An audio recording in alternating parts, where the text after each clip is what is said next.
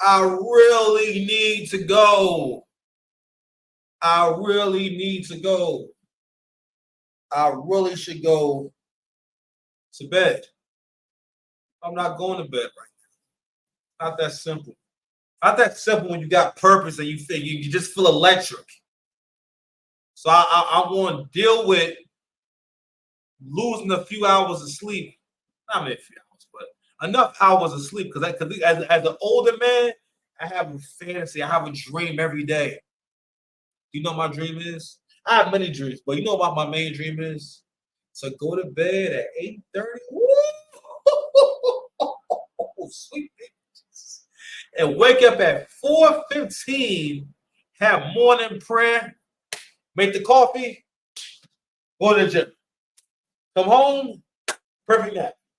No, come home, have a long walk, completely peaceful. Serenity.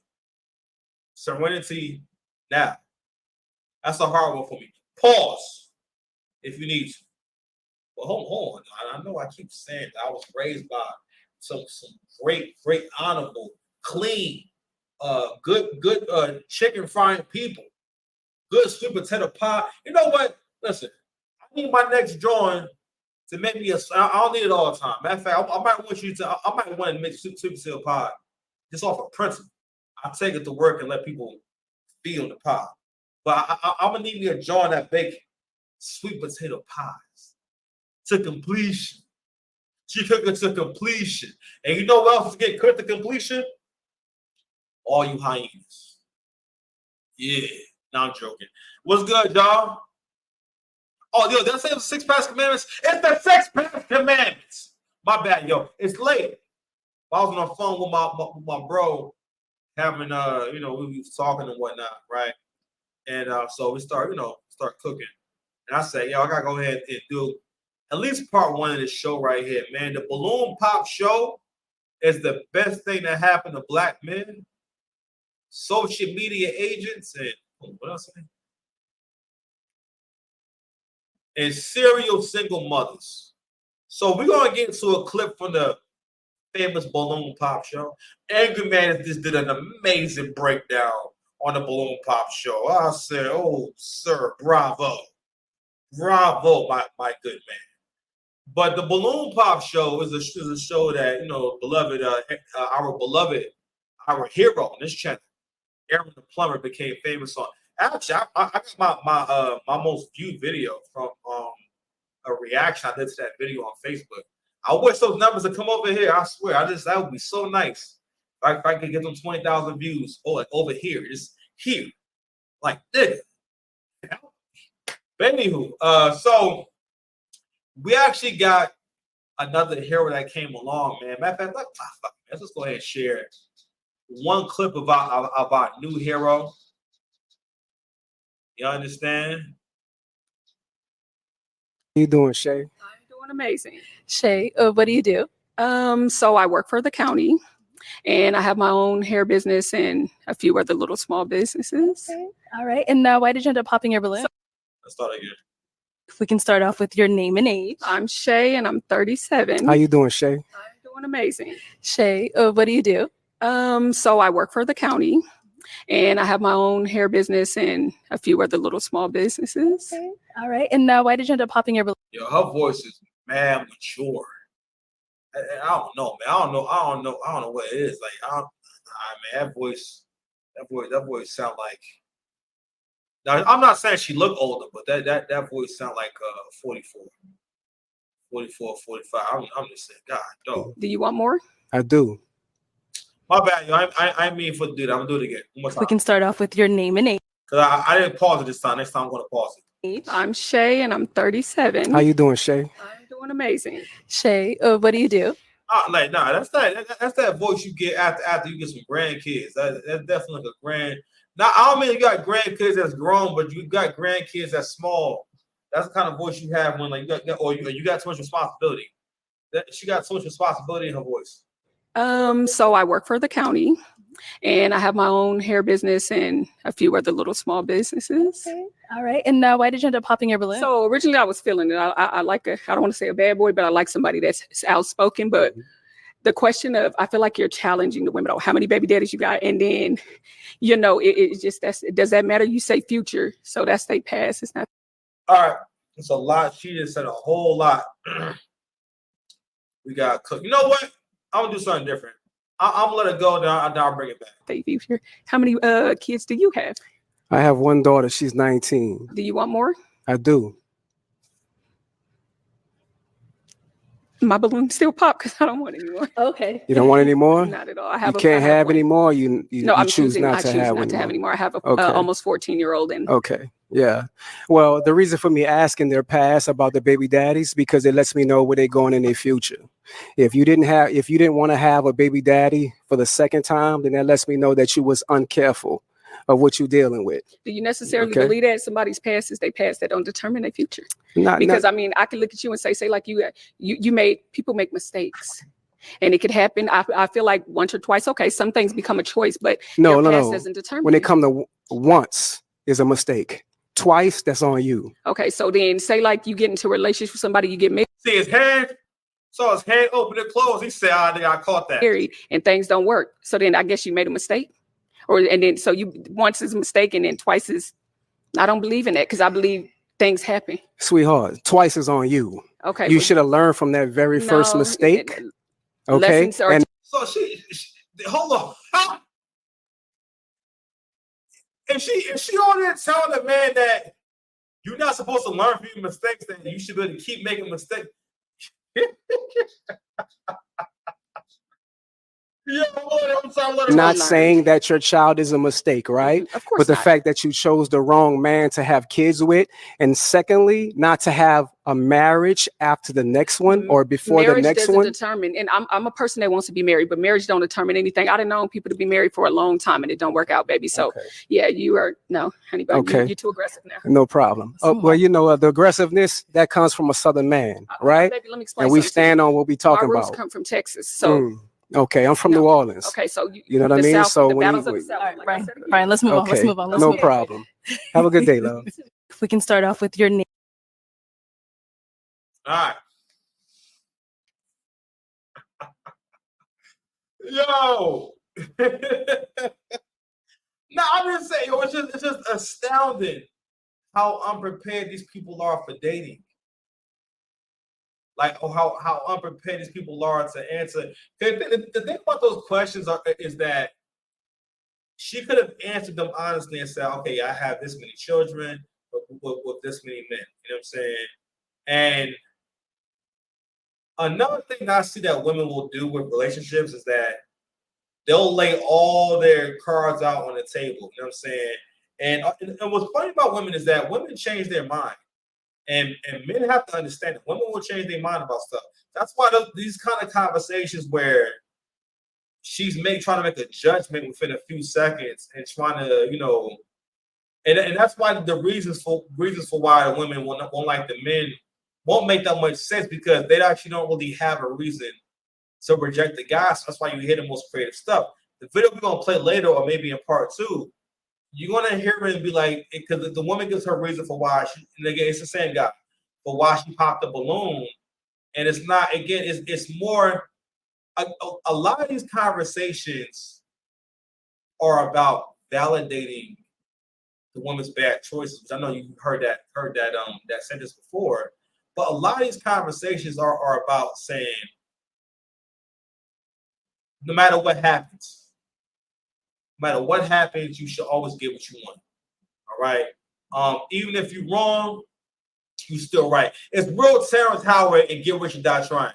One of the illest things I ever heard was, if I'm right, I could have been wrong. And if I'm wrong, if I could have been right. So if I'm wrong, I'm still right. That's the multiverse of Terrence Howard. The multiverse of Terrence Howard has to be studied. I would like to watch a movie containing several Terrence Howard characters. You know how Eddie Murphy did that creepy shit where he's like 5 different people in the movie and whatnot? I want to see Terrence Howard do it out, but he wouldn't have like no disguises and nothing like that. It would just be like how he like actually is.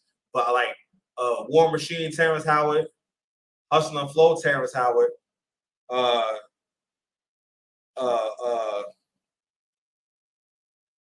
Get Rich or Die Trying Terrence Howard, Crash Terrence Howard, and Best Man, Terrence Howard, all in one movie, and they gotta save the world. That's my dream. That's my movie. Hollywood, make it happen. When you do make it happen, guess what?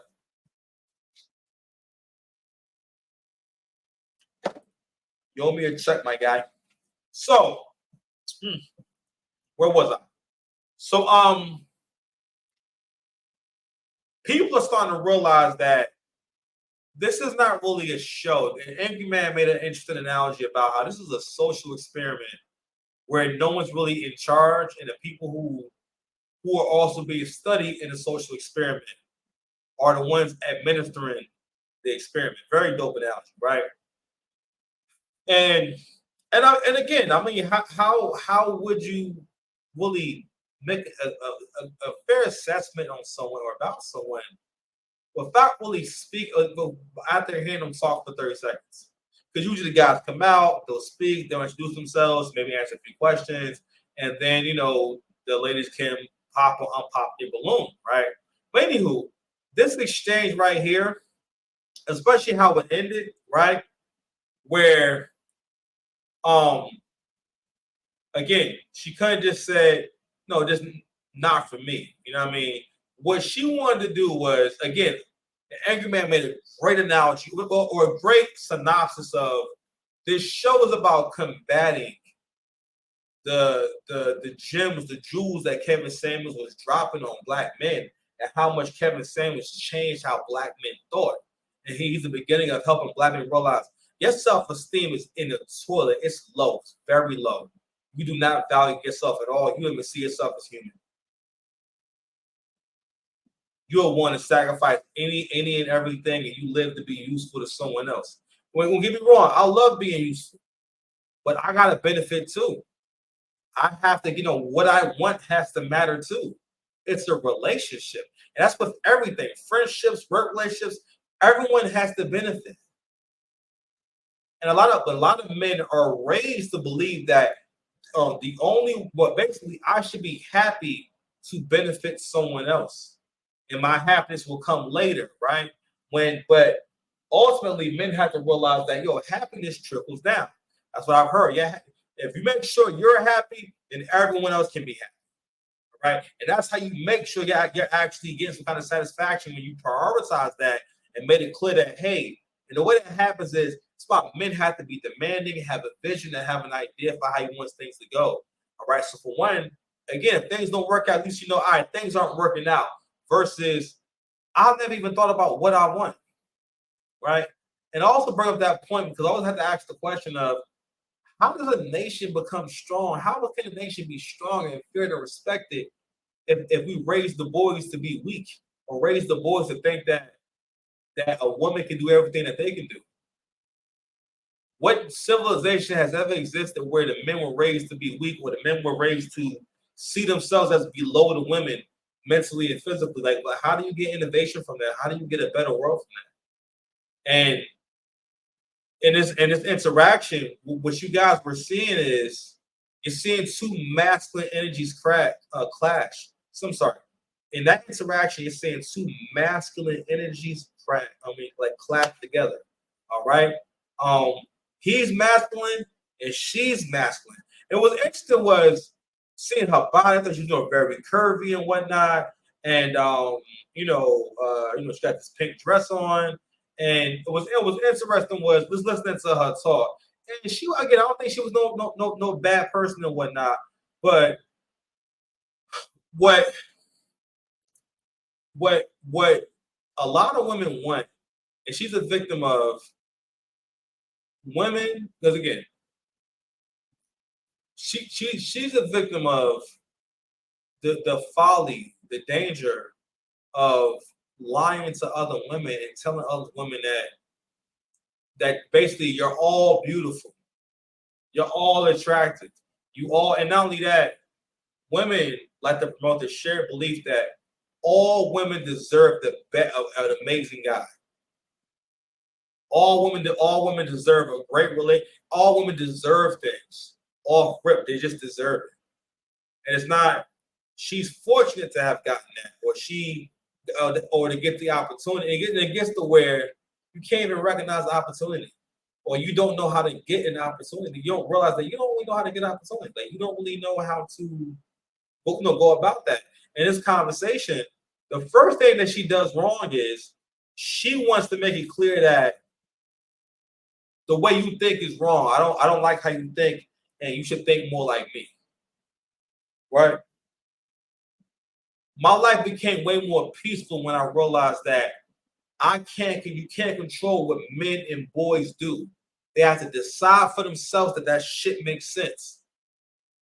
Just because you know the way, don't mean that he has to go your way. Or men have to do things how they want to do it and figure that out for themselves. You can't do the work for a man.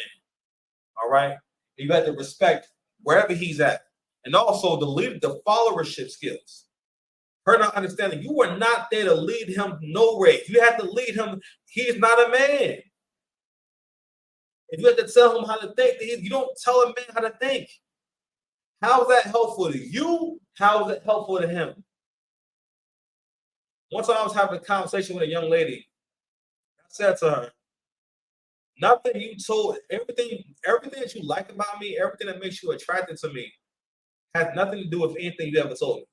You didn't teach me anything that's made me attracted to you. You didn't teach me, you didn't show me. You're not the reason why I'm attracted. I'm the reason why I'm attracted to you. Because I'm making myself attractive. It's not by mistake. It's not by accident. You know what I'm saying? So I'm just saying, right? But anywho, and this interaction, she's trying to establish dominance. And what's also interesting is that it's always interesting how a woman's size always translates into aggression. Bigger women are always more comfortable having a confrontation, always more impatient. And also, she sounded like she couldn't breathe in that dress. You know what I mean? Like she was out of breath that whole conversation. And again, I think she was built really nice, but you can still tell that was a bigger woman and whatnot. And another thing that I'm going to bring up is that the folly of a lot of, especially masculine Black women, is that they want to customize. They want to do everything that men do with women in a relationship. One part of that is the part of leadership is that all leaders have to kind of customize the people who are following them to them. That's how y'all accomplish the goal. They have to, you know what I'm saying? Every job, kind of for the most part, trains you guys to handle things the same way and speak the same. And it's a culture that's established, right? It's not like a random thing where you guys just show up there and everyone does their own thing. I do a lot of the same things. You have a common goal or some kind of common understanding. You kind of represent, but you all represent one thing. You know what I mean? Imagine how that would go if if you had a job and everyone had a completely separate agenda, independent from like why they're there, right? But anyway, this is also her not understanding that your job is to have a basic idea of what a good person is, how to recognize a good person, right? And also good things about someone, all right? Because again, women for the most part have to be very careful about who they show interest in or who they allow to be with them in a physical way, because again, they're vulnerable to them in terms of they got kids, they're around them, and all this type of stuff. And what was going on is, we know psychologically it triggers you to think that someone must be really special and they can turn down things that are good. Like, so for example, if I'm out somewhere and whatnot, let's say we at work and everything, and someone brings me a beautiful Italian sub, and I say, nah, man, you can have that, right? And I ain't had lunch yet. I mean, at the very least, you would have asked the question of, why do you want the food? Like you love that sandwich and whatnot. Like, why did it's a great? And imagine like you've seen it happen, your mouth's watering. Let's imagine the sandwich is from a really famous place that everyone knows, right? And let's say yo, they turn it down. You want to be wondering why, you know what I mean? But imagine instead of turning it down, I'm like, I don't want that shit. Don't be bringing me that guy. I don't want that goddamn sandwich. Yo, get this shit out of here, right? Then it's like, what's wrong with the sandwich, right? And then you're thinking, I don't buy that sandwich on like I get paid. That's my little reward. It's like a $20 sandwich. Like, you know, like what you like, why would you turn out a $20 sandwich? And it signals to you that they have high, that person having higher standards, or the person that says, man, listen, that sandwich is trash to me. I've had way better. I be going here. And like it's gonna signal to you that, oh, this person has higher standards. This person has, you know, they're worth more, or they have a higher value because of like, look at the standard that they set for themselves. All right. And I'll see this kind of play out where it's like it's overdone. It's overdone to the point where women are keeping themselves out of relationships. Now you hear this all the time, right? But this show also is a live case study of how women are keeping themselves single today and their reasoning. Because this isn't that far off from how it would be on a dating app, how it is on a daily basis. All right. And we have to realize that, yo, this mindset does not work, and it's gonna make us extinct. But anywho, I gotta go to bed, man. I just want to do a quick video, man, of the balloon pop show. I want to get into the piece on Kevin Samuels. I'll do that tomorrow. Y'all be safe. Y'all love y'all. Peace. Like, share, subscribe. See y'all later.